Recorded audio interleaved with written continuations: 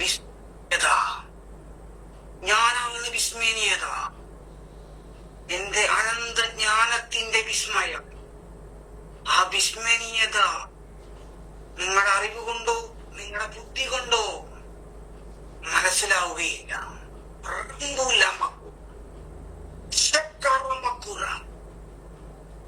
ആ ജ്ഞാനം ഞാൻ നിങ്ങളിലേക്ക് പകർന്നിരിക്കുന്നു. ആ ജ്ഞാനത്താലേ അത് മനസ്സിലാവും. എന്റെ വിസ്മയനീയത, അതാണ് എന്റെ വിസ്മയനീയത. ആ വിസ്മയനീയത നിങ്ങൾ പഠിക്കുമ്പോൾ നിങ്ങൾ വിശദീകരിക്കപ്പെടും. നിങ്ങൾ ത്വരമുള്ളവരാകും. എന്റെ ജനമേ, നിങ്ങൾ എന്റെ ജനമാണ്. നിങ്ങൾ എന്റെ ജനമാണ്. ഇത് വിശ്വസിക്കുകയും നിങ്ങൾ അനുഗ്രഹീതരാണ്. നിങ്ങൾ അനുഗ്രഹിക്കപ്പെട്ടവരാണ്. ഇത് വിശ്വസിക്കുകയും. ആമേൻ, ആമേൻ. ഈ പ്രവചനത്തിന്റെ പൂർത്തീകരണമായിട്ട് ഹൃദയവേദനയുള്ള ആരെ കർത്താവ് സൗഖ്യം കൊടുക്കും. Hallelujah. Praise you, Lord. Thank you, Lord. Praise you, Jesus. Hallelujah. Hallelujah. Thank you, Lord. Praise you, Lord. Praise you, Jesus. Hallelujah. Thank you, Lord. Praise you, Lord. Praise you, Jesus. Hallelujah. Hallelujah. ഒരു നിമിഷം നമ്മളിൽ വസിക്കുന്ന പിതാവും പുത്രനും പരിശുദ്ധാത്മാവുമായ പരിശുദ്ധ രാജകീയ ത്രിത്വിക ദൈവത്തെ നമുക്ക് ആരാധിക്കാം.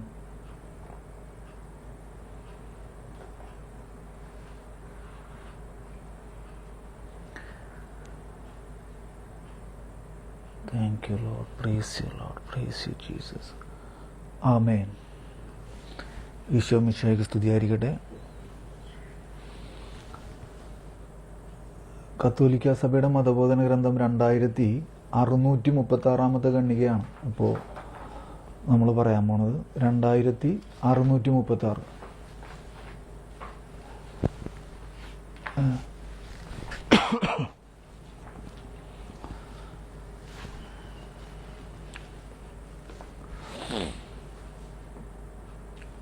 എടുത്തു എല്ലാവരും വായിക്കട്ടെ. അപ്പം ഇവിടെ നമ്മൾ മനസ്സിലാക്കിക്കൊണ്ടിരിക്കുന്ന ഭാഗം മധ്യസ്ഥ പ്രാർത്ഥന എന്നതിനെ കുറിച്ചാണ്, അല്ലേ? ക്രൈസ്തവരുടെ മാധ്യസ്ഥം അല്ലെങ്കിൽ മധ്യസ്ഥ പ്രാർത്ഥന എന്താണ്, അത് ആദിമസഭയിൽ എങ്ങനെയായിരുന്നു എന്നൊക്കെയാണ് നമ്മളിപ്പോൾ മനസ്സിലാക്കിക്കൊണ്ടിരിക്കുന്ന ഭാഗം. അപ്പോൾ 2636 ഖണ്ഡിക ഞാൻ വായിക്കാൻ പോവാണ്. ആദിമ ക്രൈസ്തവ സമൂഹങ്ങൾ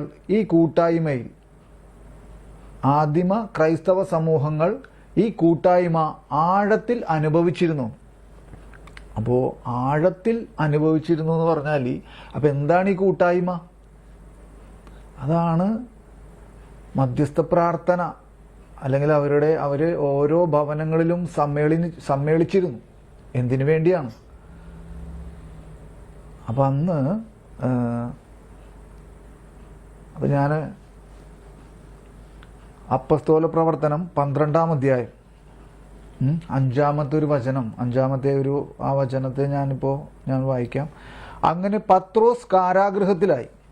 അപ്പോൾ അതിൻ്റെ പശ്ചാത്തലമൊക്കെ നമുക്കറിയാം. അതിന് മുമ്പത്തെ കാര്യമൊക്കെ അല്ലേ? യാക്കോബിനെ വധിച്ചതിന് ശേഷം ഹെറോദോസ് പൗലോസിനെയും കൂടിയും പത്രോസിനെയും കൂടിയും ബന്ധിച്ച് കാരാഗൃഹത്തിലാക്കി വധിക്കാൻ, അല്ലേ? അങ്ങനെ ഉള്ള ഒരു സംവിധാനത്തിലേക്ക് ഹെറോദോസ് നീങ്ങുന്ന നിമിഷമാണ്.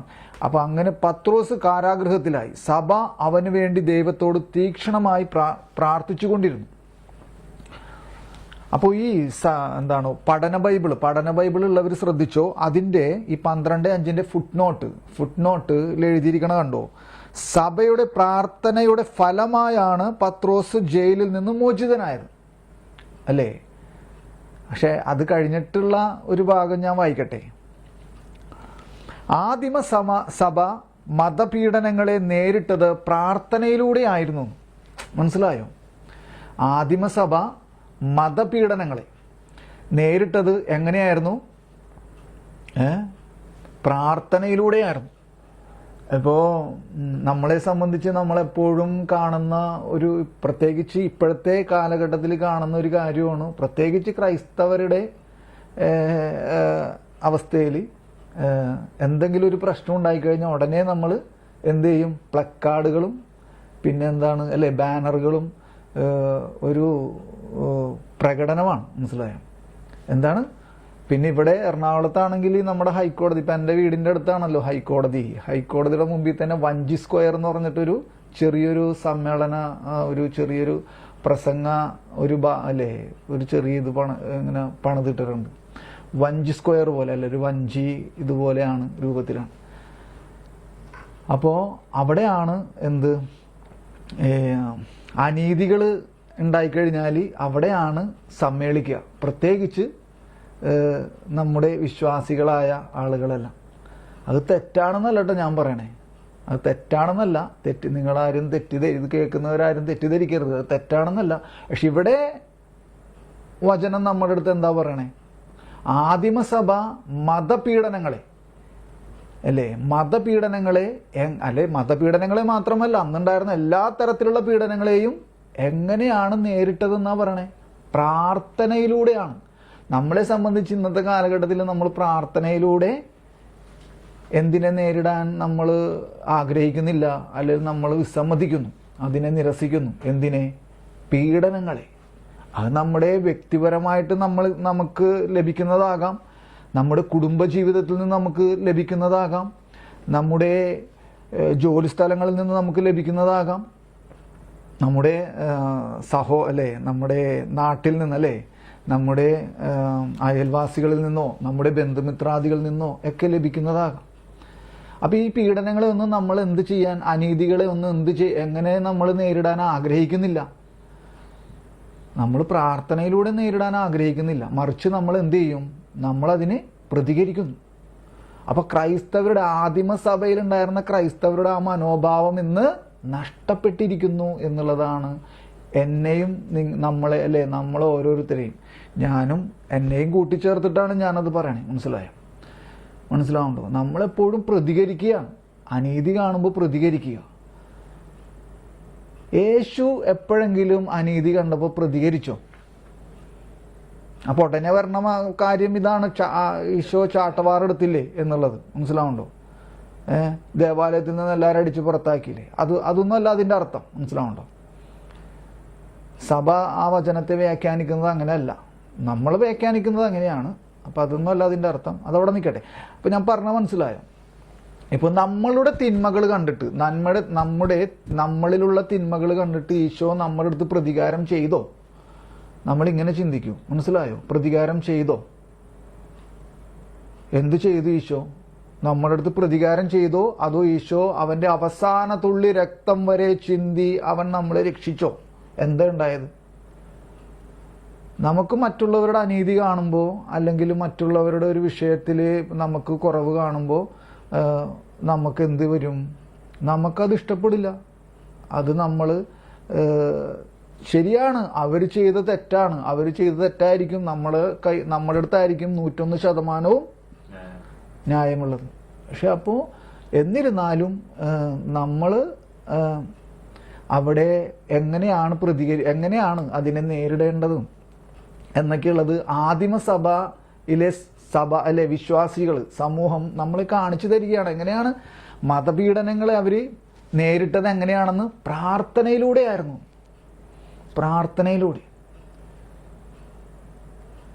മനസ്സിലാവുണ്ടോ? ഞാനിതിപ്പോൾ ഇതൊന്നും പറയാനല്ല സത്യത്തിൽ, ഇതൊക്കെ എൻ്റെ മനസ്സിൽ പോലും ഞാൻ ചിന്തിക്കണില്ല. പക്ഷെ എൻ്റെ ഉള്ളിൽ നിന്ന് ഇങ്ങനെ വരികയാണത്. ആദിമ ക്രൈസ്തവ സമൂഹങ്ങൾ ഈ കൂട്ടായ്മയെ ആഴത്തിൽ അനുഭവിച്ചിരുന്നു എന്ന് പറഞ്ഞപ്പോൾ ഞാനിത് എങ്ങനെയാണ്, ഈ വാക്കിനെ നമ്മൾ എങ്ങനെ മനസ്സിലാക്കും? ഈ കൂട്ടായ്മ, ആദിമ ക്രൈസ്തവ സമൂഹങ്ങൾ ഈ കൂട്ടായ്മ ആഴത്തിൽ അനുഭവിച്ചിരുന്നു.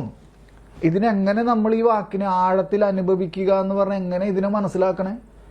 നിങ്ങൾക്ക് ആർക്കെങ്കിലും അത് ചിന്തിക്കാൻ പറ്റൂ? ഇതെങ്ങനെ നമുക്ക് മനസ്സിലാകും? ഈ കൂട്ടായ്മ ആഴത്തിൽ അനുഭവിച്ചിരുന്നു എന്ന് പറയുമ്പോൾ,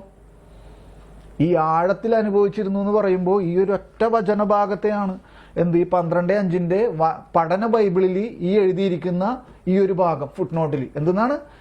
ആദിമസഭ മതപീഡനങ്ങളെ നേരിട്ടത് എങ്ങനെയായിരുന്നു? പ്രാർത്ഥനയിലൂടെയായിരുന്നു.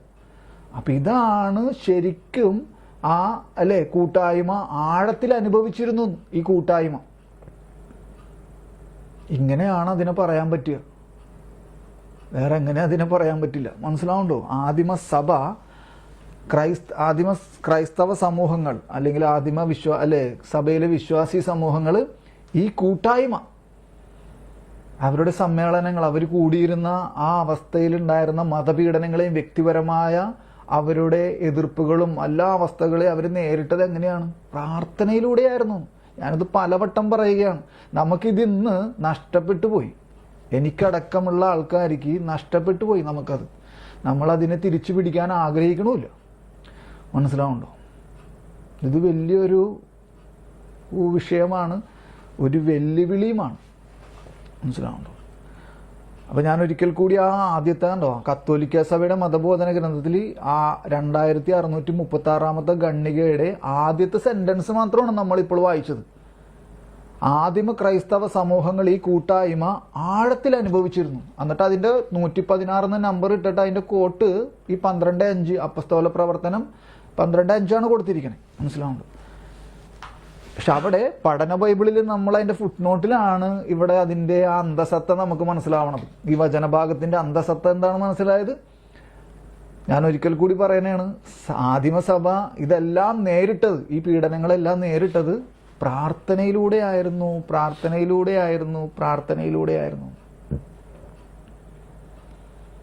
അപ്പൊ ഇതെപ്പോഴും നമുക്കറിയില്ല ഇതിങ്ങനെ നമുക്ക് നമ്മുടെ ജീവിതത്തിൽ സാധിക്കും. പക്ഷെ അതിന് നമ്മൾ അതിന് നിന്ന് കൊടുക്കണം. മനസ്സിലായേ?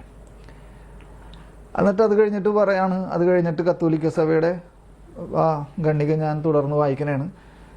പൗലോസ് അപ്പസ്തോലൻ സുവിശേഷം പ്രസംഗിക്കുക എന്ന തന്റെ ദൗത്യത്തിന്റെ നിർവഹണത്തിൽ അവരെയും പങ്കാളികളാക്കി.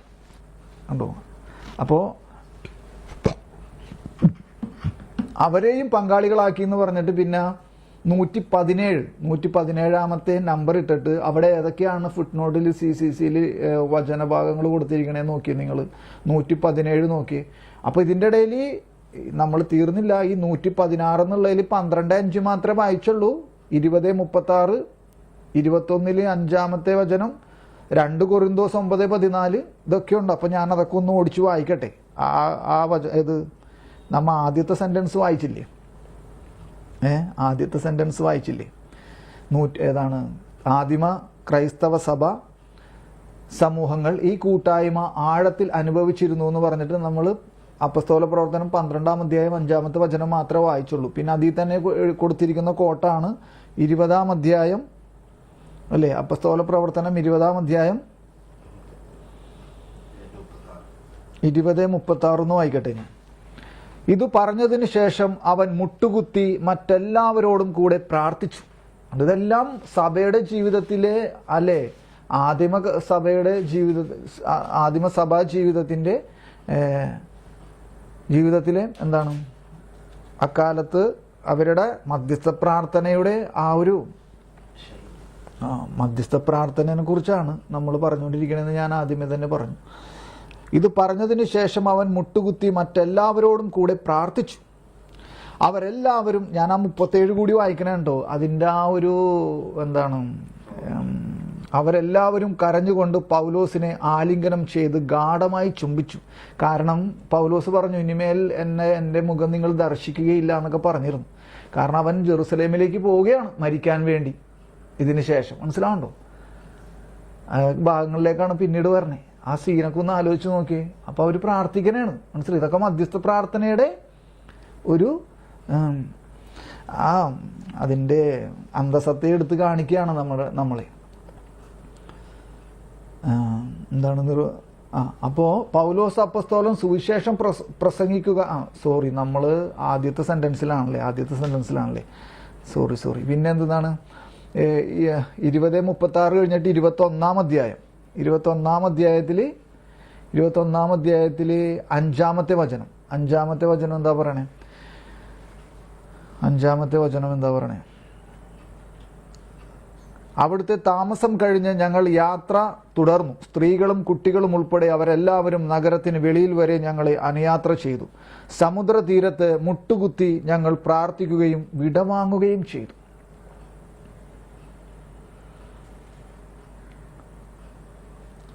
പിന്നെ അത് കഴിഞ്ഞിട്ട് 2 കൊറിന്തോസ് 9:14 2 കൊറിന്തോസ് 9:14 2 കൊറിന്തോസ് 9:14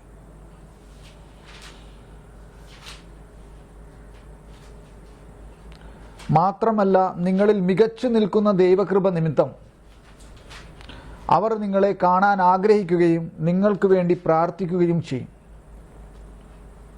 ഇനി നമുക്ക് CCCയുടെ അടുത്ത സെന്റൻസിലേക്ക് വരാം. അപ്പം നമ്മൾ ആദ്യം ഇപ്പോൾ വായിച്ച വചനഭാഗങ്ങളെല്ലാം ആദ്യത്തെ സെന്റൻസുമായിട്ട് ബന്ധപ്പെട്ടതാണ്. ആദിമ ക്രൈസ്തവ സമൂഹങ്ങൾ ഈ കൂട്ടായ്മ ആഴത്തിൽ അനുഭവിച്ചിരുന്നു എന്ന് പറഞ്ഞിട്ട് 116 എന്ന് പറഞ്ഞൊരു നമ്പർ ആ സെന്റൻസിന് തൊട്ട് എഴുതിയിട്ടുണ്ട്.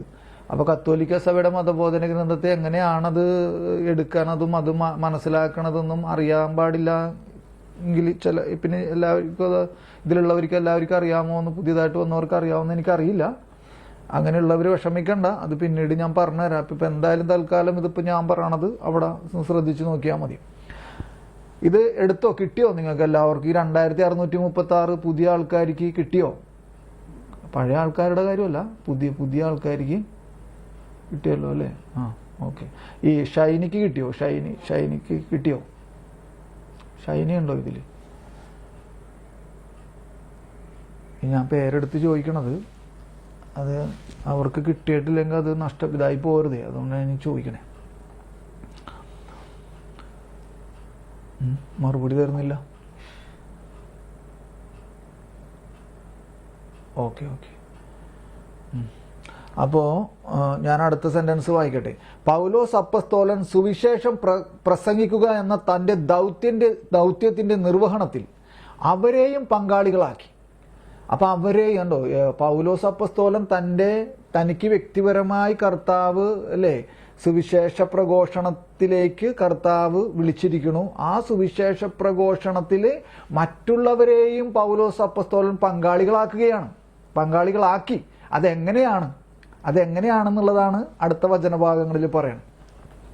അപ്പോൾ 117 എന്ന് പറയുമ്പോൾ എഫേസോസ് 6-ാം അധ്യായം 18 മുതൽ 20 വരെയുള്ള വചനങ്ങളാണ്. എഫേസോസ് 6-ാം അധ്യായം 18 മുതൽ 20 വരെയുള്ള വചനങ്ങളാണ്. അവിടെ ഹെഡ്ലൈൻ കണ്ടോ നിങ്ങൾ? ഹെഡ്ലൈൻ കണ്ടോ? അതിൻ്റെ തലക്കെട്ട് കണ്ടോ? നിരന്തരം പ്രാർത്ഥിക്കുവിൻ. നിങ്ങൾ അപേക്ഷകളോടും യാചനകളോടും കൂടെ എല്ലാ സമയവും ആത്മാവിൽ പ്രാർത്ഥനാ നിരതരായിരിക്കുവിൻ. അവിശ്രാന്തം, വിശ്രമമില്ലാതെ അവിശ്രാന്തം ഉണർന്നിരുന്ന് എല്ലാ വിശുദ്ധർക്കും വേണ്ടി പ്രാർത്ഥിക്കുവിൻ. ഞാൻ വായി തുറക്കും, അതായത് വിശുദ്ധർക്ക് വേണ്ടി എന്ന് പറഞ്ഞാൽ വിശ്വാസികൾക്ക് എന്നാണ് അർത്ഥം കേട്ടോ. എല്ലാ വിശുദ്ധർക്കും വേണ്ടി പ്രാർത്ഥിക്കും. ഞാൻ വായി തുറക്കുമ്പോൾ എനിക്ക് വചനം ലഭിക്കാനും സുവിശേഷത്തിന്റെ രഹസ്യം ധൈര്യപൂർവ്വം പ്രഘോഷിക്കാനും നിങ്ങൾ എനിക്ക് വേണ്ടി പ്രാർത്ഥിക്കും. കണ്ടോ, എനിക്ക് വേണ്ടി പ്രാർത്ഥിക്കുവിൻ എന്ന് കണ്ടോ. അപ്പോൾ അങ്ങനെയാണ് അവൻ്റെ സുവിശേഷവൽക്കരണത്തിൽ അവൻ മറ്റുള്ളവരെയും പങ്കാളികളാക്കിയത്. എങ്ങനെയാണ്? നിങ്ങളും എനിക്ക് എൻ്റെ ഈ സുവിശേഷവൽക്കരണത്തിൽ അല്ലേ നിങ്ങളും പങ്കാളികളാകണത് എങ്ങനെയാണ്? നിങ്ങളും പ്രാർത്ഥിക്കണം എന്ന് പൗലോസ് അപ്പോസ്തലൻ പറയുകയാണ്. എന്തിനു വേണ്ടിയാണ്? ഈ സുവിശേഷം ഈ ലോകം മുഴുവൻ പ്രചരിപ്പിക്കപ്പെടണം, പ്രഘോഷിക്കപ്പെടണം. എന്നിട്ട് പിന്നെ 20-ാമത്തെ വചനമാണ്, സുവിശേഷത്തിന്റെ രഹസ്യത്തിന്റെ ബന്ധനസ്ഥനായ സ്ഥാനപതിയാണല്ലോ ഞാൻ. എൻ്റെ കടമയ്ക്കൊത്ത വിധം ധീരതയോടെ പ്രസംഗിക്കാൻ വേണ്ടി നിങ്ങൾ പ്രാർത്ഥിക്കണം. അപ്പം ഇങ്ങനെയാണ് അവൻ്റെ സുവിശേഷം പ്രസംഗിക്കുക എന്ന തൻ്റെ ദൗത്യ നിർവഹണത്തിൽ മറ്റുള്ളവരെ പങ്കാളികളാക്കിയത് പൗലോസ് അപ്പോസ്തലൻ. എങ്ങനെയാണ്? നിങ്ങളും എൻ്റെ ഈ പ്രവർത്തികൾക്ക് വേണ്ടി, ഈ ദൈവരാജ്യവുമായി ബന്ധപ്പെട്ടുള്ള എൻ്റെ ഈ സുവിശേഷ പ്രഘോഷണത്തിന് വേണ്ടി നിങ്ങളും പ്രാർത്ഥിക്കുവിൻ. മനസ്സിലായി? എന്നിട്ട് അത് കഴിഞ്ഞിട്ട് പറയാണ്, അവർക്ക് വേണ്ടി മധ്യസ്ഥം വഹിക്കണ്ടോ? അവരോട് പ്രാർത്ഥന ആവശ്യപ്പെടുക മാത്രമല്ല, പൗലോസ് അപ്പോസ്തലൻ അവരുടെ പ്രാർത്ഥന ആവശ്യപ്പെട്ടു. അതുമാത്രമല്ല, പിന്നെയോ അവർക്ക് വേണ്ടി അവൻ പ്രാർത്ഥിക്കുകയാണ്. അവർക്ക് വേണ്ടി അവൻ പ്രാർത്ഥിക്കുന്നതാണ്. അപ്പോൾ ഇവിടെ കൊളോസോസ് 4-ാം അധ്യായം 3, 4 വചനങ്ങളും, 1 തെസ്സലോനിക്ക 5-ാം അധ്യായം 25-ാമത്തെ വചനം, അതൊന്നും ഞാൻ വായിച്ചില്ല, അതൊക്കെ കൂടി ഞാനൊന്ന് ഓടിച്ചു വായിക്കാം. അവൻ്റെ സുവിശേഷ പ്രഘോഷണത്തിൽ മറ്റുള്ളവരെയും പങ്കാളികളാക്കി എന്ന് പറഞ്ഞല്ലോ. അപ്പോൾ കൊളോസോസ് 4-ാം അധ്യായം 3, 4 വചനങ്ങൾ. ദൈവം വചനത്തിൻ്റെ കവാടം ഞങ്ങൾക്ക് തുറന്നു തരാൻ, ഞങ്ങൾ ക്രിസ്തുവിൻ്റെ രഹസ്യം പ്രഖ്യാപിക്കാനുമായി നിങ്ങൾ ഞങ്ങൾക്ക് വേണ്ടിയും പ്രാർത്ഥിക്കണം. ഇതിനായിട്ടാണല്ലോ ഞാൻ ബന്ധനസ്ഥനായിരിക്കുന്നത്. പ്രസംഗിക്കാൻ എനിക്കുള്ള ഉത്തരവാദിത്തം അനുസരിച്ച് ആ രഹസ്യം ഞാൻ പ്രസ്പഷ്ടമാക്കാൻ ഇടയാകുന്നതിനു വേണ്ടി നിങ്ങൾ പ്രാർത്ഥിക്കുവിൻ.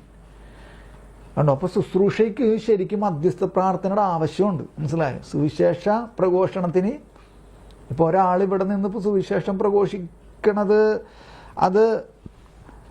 അതിൽ തന്നെ അഭിഷേകമായി തീരുന്നത് ശരിക്ക് മറ്റുള്ളവരും അതിനു വേണ്ടി പ്രാർത്ഥിക്കുമ്പോഴാണ്. ആ വേലയ്ക്ക് വേണ്ടി, ആ ശുശ്രൂഷയ്ക്ക് വേണ്ടി പ്രാർത്ഥിക്കുന്നതിലൂടെയാണ്. അപ്പോൾ ആദിമസഭയിൽ ഇതൊക്കെ ഇങ്ങനെയായിരുന്നു. ആദ്യ കാലഘട്ടത്തെ ശുശ്രൂഷകളും അവരുടെ സുവിശേഷ പ്രഘോഷണങ്ങളും അവരുടെ ആധ്യാത്മിക ജീവിതങ്ങളും അവരുടെ സമ്മേളനങ്ങളുമല്ല.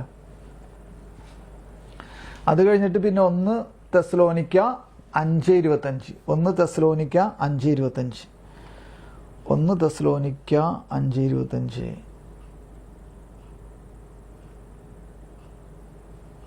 അഞ്ചാം അധ്യായം 25-ാമത്തെ വചനം. സഹോദരരെ, ഞങ്ങൾക്ക് വേണ്ടി പ്രാർത്ഥിക്കുവിൻ.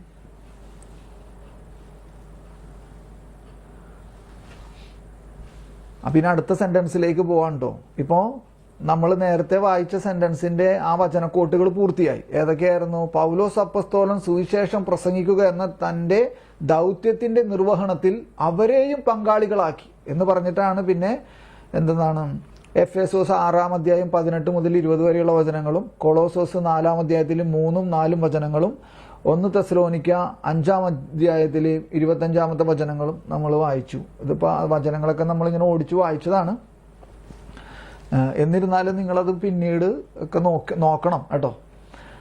ഇനി അടുത്ത CCCയിലെ അടുത്ത സെന്റൻസ് നമ്മൾ വായിച്ചു, അവർക്ക് വേണ്ടി മാധ്യസ്ഥം വഹിക്കുകയും ചെയ്തു അല്ലേ? അവർക്ക് വേണ്ടി മധ്യസ്ഥം വഹിക്കുകയും ചെയ്തു. അപ്പോൾ അത് 118-ാമത്തെ നമ്പർ ഇട്ടിട്ടുണ്ട്. അപ്പോൾ അവിടെ 2 തെസ്സലോനിക്ക 1-ാം അധ്യായം 11-ാമത്തെ വചനം. 2 തെസ്സലോനിക്ക 1-ാം അധ്യായം 11-ാമത്തെ വചനത്തിൽ എന്താണ് പറയണേ? കണ്ടോ? നമ്മുടെ ദൈവം നിങ്ങളെ തൻ്റെ വിളിക്ക് യോഗ്യരായി പരിഗണിക്കുന്നതിനും നിങ്ങളുടെ എല്ലാ സതുദ്ദേശങ്ങളും വിശ്വാസത്തിൻ്റെ പ്രവൃത്തികളും തൻ്റെ ശക്തിയാൽ പൂർത്തിയാക്കുന്നതിനുമായി ഞങ്ങൾ സദാ പ്രാർത്ഥിക്കുന്നു. വലിയ അർത്ഥമാണ് ഈ വചനങ്ങൾക്കെല്ലാം. മനസ്സിലായോ? പൂർത്തിയാക്കുന്നതിനുമായി ഞങ്ങൾ സദാ പ്രാർത്ഥിക്കുന്നു. വിശ്വാസത്തിൻ്റെ തൻ്റെ ശക്തിയാൽ പൂർത്തീകരിക്കുന്നതിനുമായി. കണ്ടോ? നമ്മുടെ ശക്തി കൊണ്ടല്ല സുവിശേഷവൽക്കരണത്തിൻ്റെ പ്രചരണം നമ്മൾ നടത്തണേ.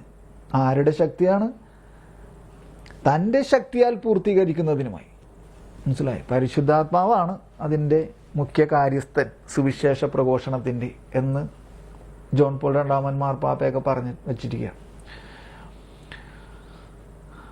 അപ്പോൾ അത്രയും നമ്മൾ പിന്നെ ഏതാണ്? ഒന്നുതാ കൊളോസോസ് 1:3.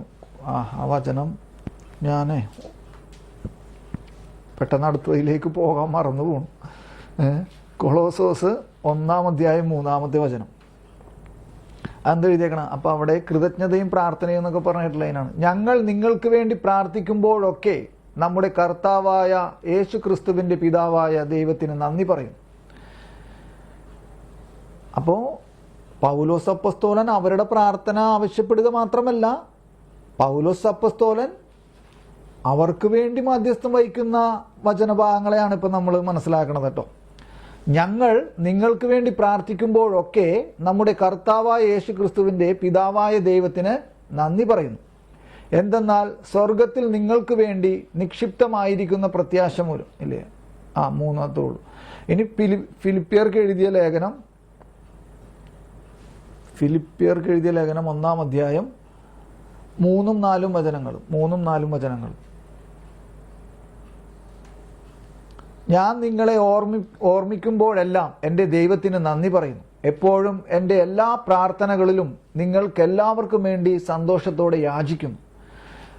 ആദ്യ ദിവസം മുതൽ ഇന്ന് വരെയും സുവിശേഷ പ്രചരണത്തിലുള്ള നിങ്ങളുടെ കൂട്ടായ്മയ്ക്ക് ഞാൻ നന്ദി പറയുന്നു. അപ്പം അത്രയുമാണ് 118 വരെയുള്ള ആ നമ്പറുകളിലുള്ള വചനങ്ങൾ നമ്മൾ വായിച്ചത്. അപ്പം ഞാൻ ഒന്നും കൂടി ആദ്യം തൊട്ടൊന്ന് വായിക്കട്ടെ. ഈ കത്തോലിക്ക സഭയുടെ മതബോധന ഗ്രന്ഥം 2636 ഖണ്ഡിക. ആദിമ ക്രൈസ്തവ സമൂഹങ്ങൾ ഈ കൂട്ടായ്മ ആഴത്തിൽ അനുഭവിച്ചിരുന്നു. പൗലോസ് അപ്പസ്തോലൻ സുവിശേഷം പ്രസംഗിക്കുക എന്ന തൻ്റെ ദൗത്യത്തിന്റെ നിർവഹണത്തിൽ അവരെയും പങ്കാളികളാക്കി അവർക്ക് വേണ്ടി മാധ്യസ്ഥം വഹിക്കുകയും ചെയ്തു. അപ്പം ഇത്രയും കാര്യങ്ങൾ നമ്മൾ ആ വചനത്തിന്റെ അടിസ്ഥാനത്തിലൂടെ എല്ലാം നമ്മൾ മനസ്സിലാക്കി. ഇനിയാണ് മറ്റൊരു ഭാഗത്തേക്ക് നമ്മുടെ ഈ ഖണ്ഡിക നമ്മളെ കൊണ്ടുപോവുകയാണ്. എന്തെന്നാണത്? ക്രൈസ്തവരുടെ മാധ്യസ്ഥത്തിന് അതിരുകളില്ല. ക്രൈസ്തവരുടെ മധ്യസ്ഥത്തിന് അതിരുകളില്ല. അപ്പം ഇത് പറയുമ്പോൾ ഇതിങ്ങനെ വായിച്ചപ്പോൾ എനിക്ക് ഓർമ്മ വന്നത്, നിങ്ങളെല്ലാവരും ഇതെടുത്തേ, മർക്കോസിന്റെ സുവിശേഷം 2-ാം അധ്യായം അതൊന്നെടുത്തേ. പഠന ബൈബിൾ ഉള്ളവർ പഠന ബൈബിളിൽ നിന്ന് തന്നെ എടുക്ക്. എന്തെന്നാണ്? മർക്കോസിന്റെ സുവിശേഷം 2-ാം അധ്യായം. അപ്പം ഇതാണ് നമ്മുടെ വിഷയം. എന്തെന്നാണ്? ക്രൈസ്തവരുടെ മധ്യസ്ഥത്തിന് അതിരുകളില്ല. ഉണ്ടോ? തളർവാദ രോഗിയെ സുഖപ്പെടുത്തുന്നു. മർക്കോസിന്റെ സുവിശേഷം 2-ാം അധ്യായം തളർവാദ രോഗിയെ സുഖപ്പെടുത്തുന്നു. അപ്പം നമുക്ക് ജസ്റ്റ് ഒന്ന് മനസ്സിലാക്കാൻ വേണ്ടിയിട്ടുള്ള ഒരു ഫിസിക്കൽ ഇതാണല്ലോ, ഒരു ഭൗതികമായ അല്ലേ, അതിരുകളില്ല. ക്രൈസ്തവരുടെ മധ്യസ്ഥത്തിന് അതിരുകളില്ല എന്നതിൻ്റെ ഒരു ഭൗതികമായ രീതിയിൽ മനസ്സിലാക്കാൻ പറ്റുന്ന ഒരു കാര്യമാണ് എന്ത് ഇവിടെ ഈ സുവിശേഷ ഭാഗം നമുക്ക് മനസ്സിലാക്കി തരുന്നത്. തളർവാദ രോഗിയെ സുഖപ്പെടുത്തുന്നു. കുറെ ദിവസങ്ങൾ കഴിഞ്ഞ് യേശു കഫർനാമിൽ വീണ്ടും എത്തിയപ്പോൾ അവൻ വീട്ടിലുണ്ടെന്ന ശ്രുതി പരന്നു. വാതിൽക്കൽ പോലും നിൽക്കാൻ സ്ഥലം തികയാത്ത വിധം നിരവധി ആളുകൾ അവിടെ കൂടി. അവൻ അവരോട് വചനം പ്രസംഗിച്ചു കൊണ്ടിരുന്നു. അപ്പോൾ 4 പേർ ഒരു തളർവാദ രോഗിയെ എടുത്ത്. കണ്ടോ? അപ്പോൾ 4 പേർ ഒരു തളർവാദ രോഗിയെ എടുത്ത്. ശരിക്ക് ഇതെല്ലാം മധ്യസ്ഥ പ്രാർത്ഥനയുടെ, അതായത് ആദിമസഭയിൽ ഇപ്പോൾ നമ്മൾ വായിച്ച ആദിമ ക്രൈസ്തവ സമൂഹങ്ങൾ പ്രാർത്ഥിച്ചിരുന്ന, സമ്മേളിച്ചിരുന്ന മധ്യസ്ഥ പ്രാർത്ഥനയുടെ ഒരു മുൻ അവതരണമാണ് ശരിക്ക് ഇതെന്ന് നമുക്ക് വേണമെങ്കിൽ അങ്ങനെ മനസ്സിലാക്കാം. ആദിമസഭയിലെ വരാനിരിക്കുന്ന അല്ലേ മധ്യസ്ഥ പ്രാർത്ഥനകളുടെ എല്ലാം ഒരു മുൻ അവതരണമായിട്ട് വേണമെങ്കിൽ നമുക്കിതിനെ എടുക്കാവുന്നതാണ്.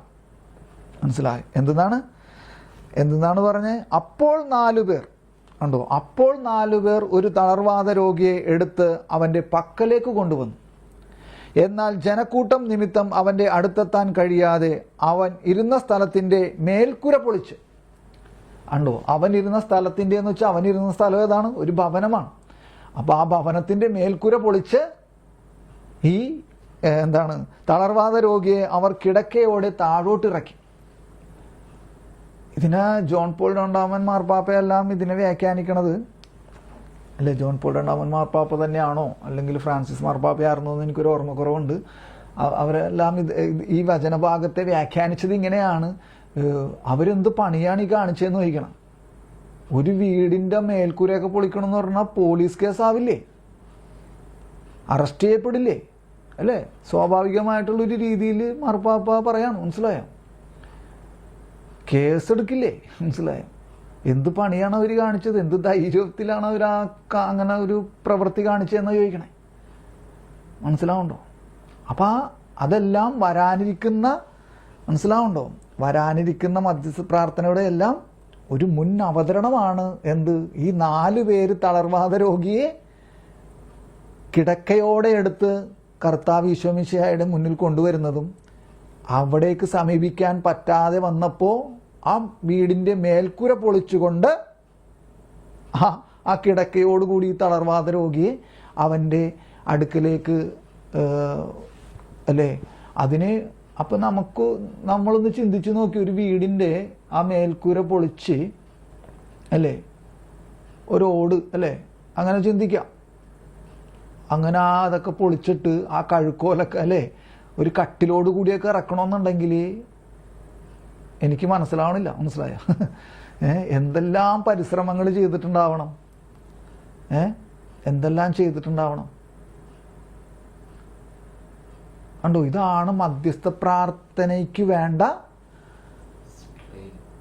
ഒരു എന്താ പറയണ അതിനെ വാക്കിനെ നിങ്ങൾക്ക് കാര്യം മനസ്സിലായോ? നമ്മൾ ഒരാൾക്ക് വേണ്ടി പ്രാർത്ഥിക്കുമ്പോൾ നമുക്കുണ്ടാകുന്ന മനസ്സിലായോ ഹൃദയവേദനയാണ് അതിൻ്റെ എല്ലാം ഘടകം, കേന്ദ്രബിന്ദു. അതിൻ്റെ പരിശ്രമം അല്ലെങ്കിൽ എന്താ പറയണ അതിന് ആ വാക്കിന് എനിക്കത് ആ വാക്കിന് ഉപയോഗിക്കാൻ അല്ലെങ്കിൽ എനിക്കത് കിട്ടുന്നില്ല. നിങ്ങൾക്ക് കാര്യം മനസ്സിലായോ? അതിൻ്റെ ആ കിടപ്പ് വശം മനസ്സിലായോ? അത്രയും ഗൗരവമാർന്നതാണ് മധ്യസ്ഥ പ്രാർത്ഥനയെന്ന്. നമ്മളൊരാൾക്ക് വേണ്ടി പ്രാർത്ഥിക്കുമ്പോൾ ആ വ്യക്തിയെയും ആ വ്യക്തിയുടെ അവസ്ഥയെയും ഉൾക്കൊള്ളാൻ പറ്റണം ആദ്യം. എന്നാലേ ആ വേദനയിലേക്ക് കടക്കാൻ പറ്റുള്ളൂ. ഞാനിപ്പോൾ അതിലോട്ടൊന്നും കിടക്കാം. അപ്പം എൻ്റെ ജീവിതത്തിൽ കുറേ കാര്യങ്ങൾ വേണമെങ്കിൽ എനിക്കിപ്പോൾ പറയാനുണ്ട്, പക്ഷേ ഇപ്പം അതിലോട്ടൊന്നും പോണില്ല. മനസ്സിലാവുന്നുണ്ടോ? ഞാൻ വിചാരിക്കണോ നിങ്ങൾക്ക് കാര്യം ഏകദേശം മനസ്സിലായി കാണുമെന്ന് വിചാരിക്കണോ? അപ്പം നമുക്കിവിടെ ഈ സുവിശേഷ ഭാഗത്തിലേക്ക് തിരിച്ചു വരാം. തളർവാദ രോഗിയെ അവർ കിടക്കയോടെ താഴോട്ടിറക്കി. അണ്ടോ, ഇവിടെ ശ്രദ്ധിച്ചോ. ഇവിടെ എന്ന് ഉദ്ദേശിച്ചത് ഇപ്പം എന്നെ അല്ല നോക്കേണ്ടത്, ആ വചനത്തിനെ നോക്കുക. ഇപ്പം നമ്മൾ വായിക്കുകയാണ്, അവരുടെ വിശ്വാസം കണ്ട് യേശു തളർവാദ രോഗിയോട് പറഞ്ഞു. കണ്ടോ, അവരുടെ വിശ്വാസം. അപ്പം ഇവിടെ പ്രാർത്ഥിക്കുന്നവരുടെ ആ 4 പേരുടെ വിശ്വാസമാണ് കർത്താവ് നോക്കിയത്. ഈ തളർവാദ രോഗിയുടെ വിശ്വാസമല്ല, അവൻ്റെ വിശ്വാസം കണ്ട് എന്നല്ല ഇവിടെ എഴുതിയേക്കണത്. ആരുടെ വിശ്വാസം കണ്ട്? അവരുടെ വിശ്വാസം കണ്ട് യേശു അവനോട് പറഞ്ഞു, അല്ലെങ്കിൽ തളർവാദ രോഗിയോട് പറഞ്ഞു. കണ്ടോ, അപ്പം ഈ മധ്യസ്ഥ പ്രാർത്ഥന നയിക്കുന്ന അവൻ്റെ അല്ലെങ്കിൽ അവരുടെ അല്ലേ, നമ്മൾ ആർക്ക് വേണ്ടിയാണോ അല്ലെ നമ്മൾ ആർക്ക് വേണ്ടിയാണോ അല്ലെ ഞാൻ ആർക്ക് വേണ്ടിയാണോ മധ്യസ്ഥം അപേക്ഷിച്ച് പ്രാർത്ഥിക്കുന്നത്, എനിക്കതിൽ എത്രമാത്രം വിശ്വാസത്തോടെയാണ് ഞാനത് പ്രാർത്ഥിക്കാൻ എനിക്ക് അല്ലേ അത് അങ്ങനെ ഒരു അത്രത്തോളമുള്ള വിശ്വാസം നമുക്കുണ്ടോ? അവരുടെ ശരിക്കും നമ്മുടെ മധ്യസ്ഥ പ്രാർത്ഥനകൾ പരാജയപ്പെടുന്നതിൻ്റെ ഒരു ഭാഗം ഒരു റീസൺ കേട്ടോ, പല ഘടകങ്ങളുണ്ട്. ഒരു റീസൺ നമ്മുടെ വിശ്വാസമില്ലായ്മയാണെന്ന് പറഞ്ഞാൽ എങ്ങനെയായിരിക്കാം? മനസ്സിലായോ? നമ്മുടെ വിശ്വാസമില്ലായ്മ അല്ലെങ്കിൽ വിശ്വാസത്തിൻ്റെ ഇല്ലായ്മ അല്ല കേട്ടോ, സോറി, ഞാൻ ആ വാക്കിനെ തിരിച്ചെടുക്കുകയാണ്. വിശ്വാസമില്ലായ്മ അല്ല, വിശ്വാസ കുറവ് അല്ലേ, അങ്ങനെ അതിനൊക്കെ പറയാം. വിശ്വാസമുണ്ട് നമുക്ക്, പക്ഷെ വിശ്വാസം അതിൻ്റെ പൂർണ്ണതയിൽ നമുക്കില്ല. മനസ്സിലാണ്ടോ? അപ്പോൾ വിശ്വാസമില്ല എന്നുള്ള വാക്ക് ഞാൻ തിരിച്ചെടുക്കുകയാണ്. വിശ്വാസത്തിലുള്ള നമ്മുടെ കുറവ് വിശ്വാസമുണ്ട് നമുക്ക്, വിശ്വാസമില്ലാത്തുള്ളത് കൊണ്ടാണല്ലോ നമ്മൾ മധ്യസ്ഥം വഹിക്കുന്നത്. പക്ഷെ ആ വിശ്വാസത്തിലുള്ള അതിൻ്റെ ആഴം, അതിൻ്റെ പൂർണ്ണതയിലോ അല്ലേ അതിൻ്റെ ലെവലിലോ നമുക്കില്ല. അങ്ങനെ വരുമ്പോഴാണ് നമ്മുടെ മധ്യസ്ഥ പ്രാർത്ഥനകൾ നമുക്ക് വിജയം കൈവരിക്കാൻ പറ്റാതെ പോകുന്നത്. ഇവിടെ എല്ലാം അഗസ്തീനോസ് പുണ്യവാളനെയും മോണിക്ക പുണ്യവതിയെയൊക്കെ ഓർമ്മ വരുന്നുണ്ട്. മനസ്സിലാവുന്നുണ്ടോ? 33 വർഷത്തെ അവരുടെ പ്രാർത്ഥന. ആ പ്രാർത്ഥനയിലൂടെ എന്താ സംഭവിച്ചതെന്നറിയോ? കത്തോലിക്ക സഭയ്ക്ക് അല്ലേ ഒരു ഏറ്റവും വലിയൊരു സഭാപിതാവിനെയാണ് ലഭിച്ചത്. മനസ്സിലാവുന്നുണ്ടോ?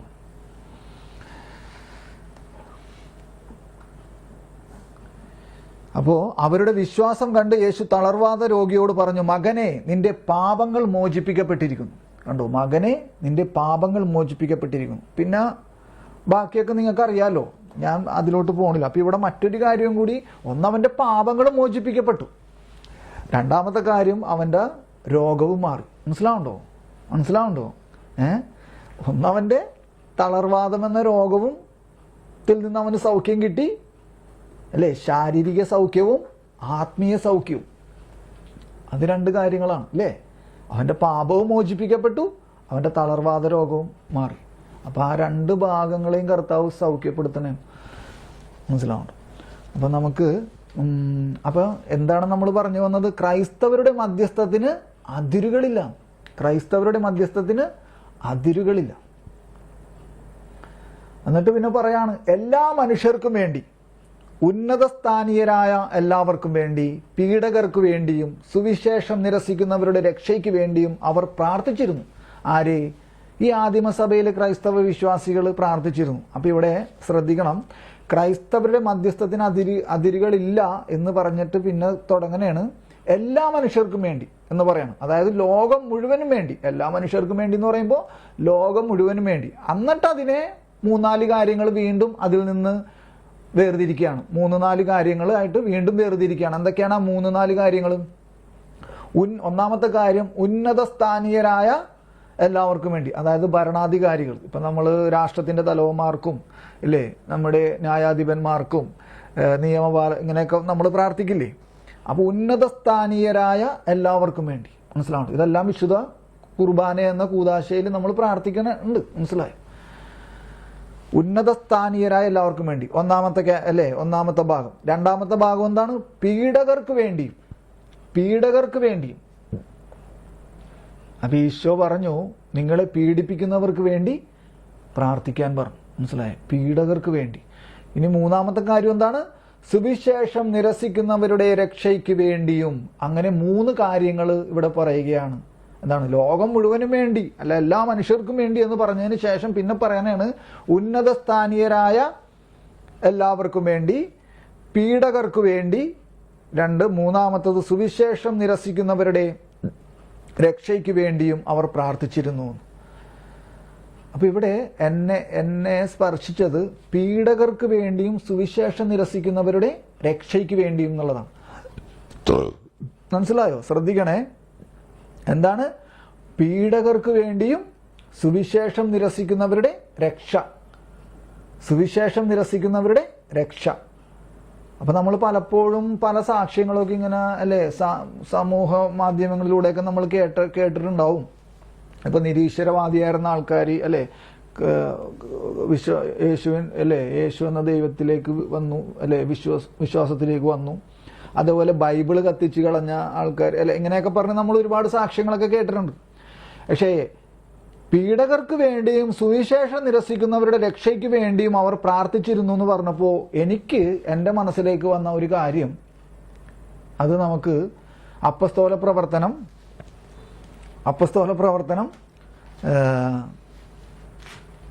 12-ാം അധ്യായത്തിലോട്ട് തന്നെ നമുക്ക് പോകാം. അപ്പസ്തോല പ്രവർത്തനം 12-ാം അധ്യായം. അത് നിങ്ങളെല്ലാവരും ഒന്ന് എടുത്തേ.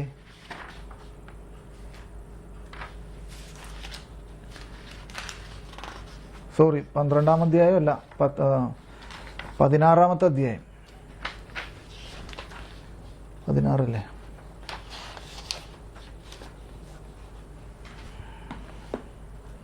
അല്ലല്ല, സോറി, മാറിപ്പോയി.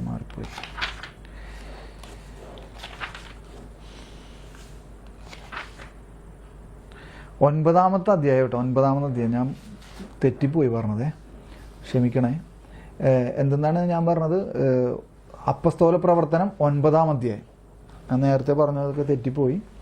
9-ാം അധ്യായം. അപ്പം എന്താണ് നമ്മുടെ ഇപ്പോഴത്തെ മാറ്റർ എന്താണ്? ഇപ്പോഴത്തെ വിഷയം എന്താണ്? പീഡകർക്ക് വേണ്ടിയും സുവിശേഷം നിരസിക്കുന്നവരുടെ രക്ഷയ്ക്ക് വേണ്ടിയും അവർ പ്രാർത്ഥിച്ചിരുന്നു. അത് ആദിമസഭ പ്രാർത്ഥിച്ചിരുന്നു. അപ്പം ഇത് രണ്ടും കൂടി കോർത്തിണങ്ങി പോകുന്ന ഒരു പുതിയ നിയമ ഭാഗം വിശുദ്ധ ഗ്രന്ഥത്തിൽ ചേർത്തിരിക്കുകയാണ്. മറ്റ് ഭാഗങ്ങളൊക്കെ ഉണ്ടായിരിക്കാം, പക്ഷേ എന്നെ സ്പർശിച്ചതും എൻ്റെ ഹൃദയത്തിൽ പെട്ടെന്ന് ഉടക്കിയതുമായ ഒരു ഭാഗമാണ് പീഡകർക്ക് വേണ്ടിയും സുവിശേഷം നിരസിക്കുന്നവരുടെ രക്ഷയ്ക്ക് വേണ്ടിയും ആദിമസഭ പ്രാർത്ഥിച്ചിരുന്നു എന്ന് പറയുമ്പോൾ എന്നെ സ്പർശിച്ച ഒരു ഒരു വിശുദ്ധ ഗ്രന്ഥത്തിൻ്റെ ഭാഗം, അത് സാവൂളിൻ്റെ മാനസാന്തരവും സാവൂളിൻ്റെ സ്നാനവുമാണ്. അതാണ് 9-ാം അധ്യായത്തിൽ പറയണേ. ഞാനപ്പോൾ അതൊന്ന് വായിക്കാൻ പോണേണ്. നിങ്ങളതിൽ ആ ബൈബിളിൽ നോക്കിയിരുന്നു കേട്ടോ. അപ്പോൾ ഇത് വായിച്ച് വരുമ്പോൾ നമുക്ക് ചില കാര്യങ്ങളിൽ ക്ലാരിറ്റി കിട്ടും. അപ്പോൾ എന്താണ് നമ്മുടെ ഇപ്പോഴത്തെ വിഷയം? പീഡിപ്പിക്കുന്നവർക്ക് വേണ്ടിയും വിശ്വാസം അല്ലേ എന്താണ് സുവിശേഷം അതായത് സുവിശേഷം നിരസിക്കുന്നവരുടെ രക്ഷയ്ക്ക് വേണ്ടിയും സഭ പ്രാർത്ഥിച്ചിരുന്നു. ആദിമസഭ പ്രാർത്ഥിച്ചിരുന്നു. അതാണ് വിഷയം നമ്മുടെ. അപ്പം അതുമായി ബന്ധപ്പെട്ടാണ് ഈ വചനഭാഗം അല്ലെങ്കിൽ ഈ വിശുദ്ധ ഗ്രന്ഥഭാഗത്തിലേക്ക് നമ്മൾ വന്നിരിക്കുന്നത്. അപ്പം അതിനെങ്ങനെ മനസ്സിലാക്കാൻ ശ്രമിക്കാമെന്ന് ഞാനൊന്ന് നോക്കാം. അപ്പം ഞാനത് വായിക്കട്ടെ. അപ്പസ്തോല പ്രവർത്തനം 9-ാം അധ്യായം. സാവൂൾ അപ്പോഴും കർത്താവിൻ്റെ ശിഷ്യർക്കെതിരെ ഭീഷണിയും വധവും നിശ്വസിച്ചു കൊണ്ടിരുന്നു. ഞാൻ ഈ പഠന ബൈബിളിൽ നിന്നാണ് വായിക്കണേ. അപ്പോൾ പഠന ബൈബിൾ ഉള്ളവർ പഠന ബൈബിൾ തന്നെ എടുക്കുക. അവൻ പ്രധാന പുരോഹിതനെ സമീപിച്ച് മാർഗം സ്വീകരിച്ച, ഈ മാർഗം എന്നൊക്കെ വായിക്കുമ്പോൾ നമ്മൾ മറ്റു മാർഗത്തിൻ അല്ലേ നമ്മൾ അല്ലേ ഞാനിപ്പോൾ റെക്കോർഡിങ് അല്ലേ നിങ്ങൾക്ക് കാര്യം മനസ്സിലായല്ലോ. നമ്മളതിനെ എടുത്ത് പറയണ്ടല്ലോ എന്ന് വിചാരിച്ചാൽ. മാർഗം എന്ന് പറഞ്ഞാൽ വഴി, പാത, അതാണ്. അതിൻ്റെ ഫുട് നോട്ടിൽ എഴുതിയിട്ടുണ്ട് കേട്ടോ. ഈ പഠന ബൈബിളിൻ്റെ ഫുട് നോട്ടിൽ അതൊക്കെ ക്ലാരിറ്റി കൊടുത്തിട്ടുണ്ട്. അപ്പം മാർഗം എന്നൊക്കെ പറയുമ്പോൾ നമ്മൾ തെറ്റിദ്ധരിച്ചേക്കരുത്. മനസ്സിലായോ? അപ്പോൾ മനസ്സിലായോ? അപ്പം മാർഗം എന്ന് പറയുമ്പോൾ ഇത്രയേ ഉള്ളൂ, പാത, വഴി എന്നുള്ളതാണ്. മനസ്സിലായോ? മാർഗം സ്വീകരിക്കുക എന്നൊക്കെ പറയുമ്പോഴേ നമ്മൾ തെറ്റിദ്ധരിച്ചേക്കരുതെന്ന് പറഞ്ഞു. അപ്പോൾ മാർഗം സ്വീകരിച്ച സ്ത്രീ പുരുഷന്മാരിൽ ആരെ കണ്ടാലും അവരെ ബന്ധനസ്ഥരാക്കി ജെറുസലേമിലേക്ക് കൊണ്ടുവരാൻ ദമാസ്കസിലെ സിനഗോഗുകളിലേക്കുള്ള കത്തുകൾ ആവശ്യപ്പെട്ടു. അവൻ യാത്ര ചെയ്ത് ദമാസ്കസിനെ സമീപിച്ചപ്പോൾ പെട്ടെന്ന് ആകാശത്തു നിന്ന് ഒരു തേജസ് അവന്റെ മേൽ പ്രകാശിച്ചു. അവൻ നിലം പതിച്ചു. ഒരു സ്വരം തന്നോട് ഇങ്ങനെ ചോദിക്കുന്നതും കേട്ടു, സാവൂൾ സാവൂൾ, നീ എന്തിന് എന്നെ പീഡിപ്പിക്കുന്നു? കണ്ടോ? പീഡിപ്പിക്കുന്നവർക്ക് വേണ്ടി പ്രാർത്ഥിക്കുക എന്നുള്ളത് യേശുക്രിസ്തു തന്നെയും പീഡിപ്പിക്കുന്നവർക്ക് വേണ്ടി പ്രാർത്ഥിച്ചിരുന്നു. അതൊക്കെ നമ്മൾ കണ്ടിട്ടുള്ളതാണ്.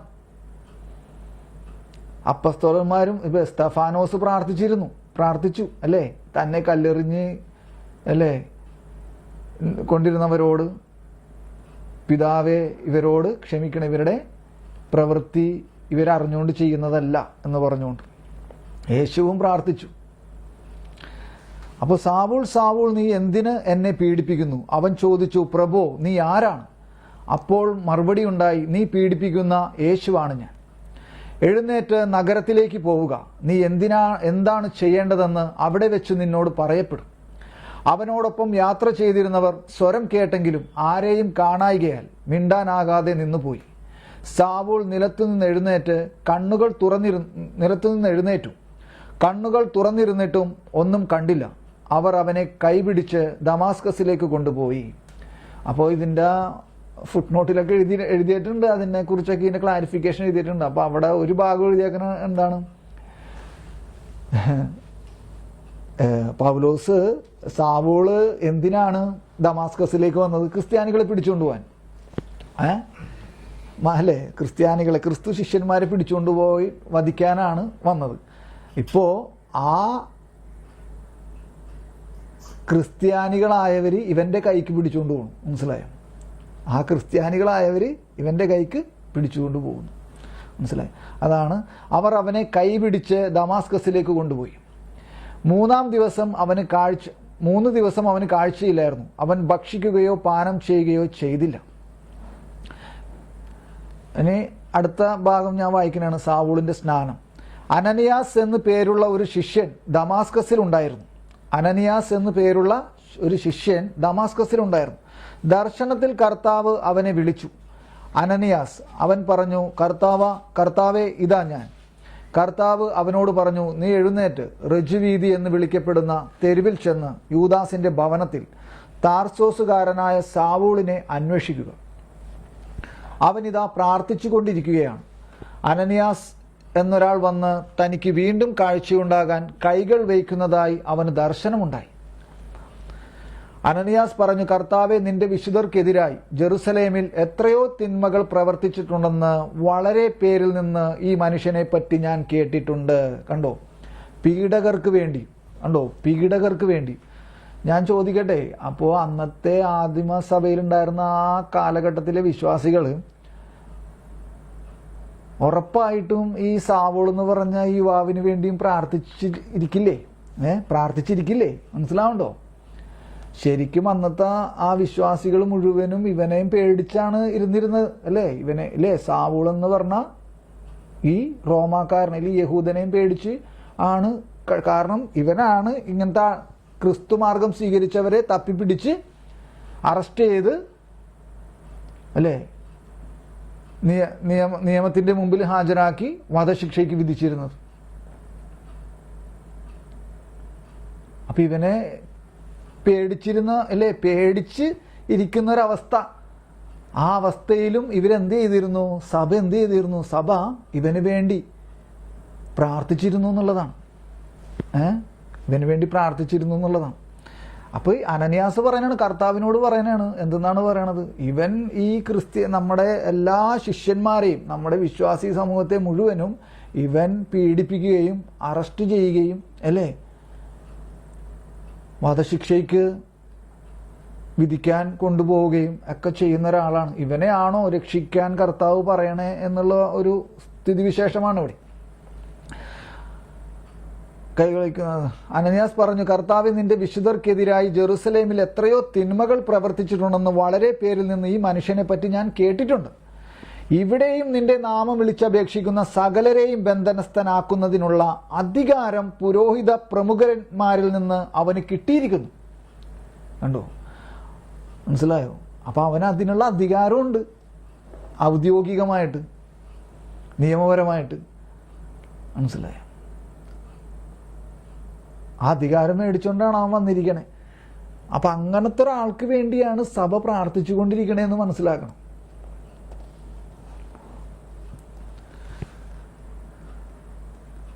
അപ്പൊ അനന്യാസനോട് കർത്താവ് പറയാണ്, നീ പോവുക, ജനതകളുടെയും രാജാക്കന്മാരുടെയും ഇസ്രായേൽ മക്കളുടെയും മുൻപിൽ എന്റെ നാമം വഹിക്കാൻ തിരഞ്ഞെടുക്കപ്പെട്ട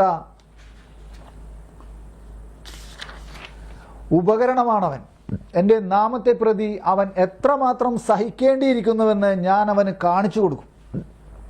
അനനിയാസ് ചെന്ന് ആ ഭവനത്തിൽ പ്രവേശിച്ച് അവന്റെ മേൽ കൈകൾ വെച്ചുകൊണ്ട് പറഞ്ഞു, ഇനിയാണ് എന്നെ ഏറ്റവും അധികം സ്പർശിച്ച.